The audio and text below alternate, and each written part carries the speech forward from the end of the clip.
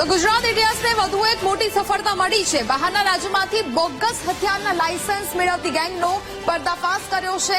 નાગાલેન્ડ અને મણિપુર રાજ્યમાંથી હથિયારના bogus licence આધારે હથિયારોની ખરીદી કરતી ગેંગના વધુ 16 આરોપીઓની પોલીસે ધરપકડ કરી છે। અત્યાર સુધી કુલ 23 આરોપીઓની ધરપકડ કરવામાં આવી છે। પોલીસ તપાસમાં જાણવા મળ્યું છે કે પકડાયેલા તમામ આરોપીઓ હથિયારના શોખીન છે અને લાયસન્સ મેળવવા માટે 50,000 થી 10 લાખ સુધીના રૂપિયા ચૂકવતા હતા।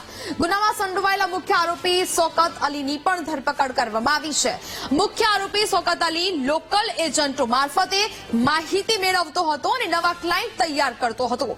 આરોપીઓ પાસે ગુજરાતનું લાયસન્સ ન હોવાથી તેઓ મણિપુર, નાગાલેન્ડ અને મિઝોરમ રાજ્યથી ભાડા કરાર પર હથિયારોના બોગસ લાયસન્સ મેળવતા હતા અને આરોપીઓ 50,000 થી 10 લાખ સુધીની કિંમતમાં હથિયારોના લાયસન્સ વેચતા પણ હતા।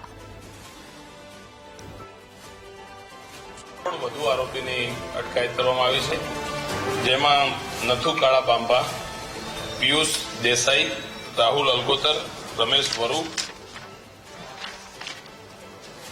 હરિ જોગરાણા, જયેશ સરૈયા, કનુ કમારા, મયુર સોંડલા, અશોક કલોત્રા, ભરત અલગોતર, દિગેશ સભાડ, ગોપાલ જોગરાણા, રૂપા જોગરાણા, સતીશ ગમારા, ઉમેશ ગમારા અને વરદાન મીરનો સમાવેશ થાય છે।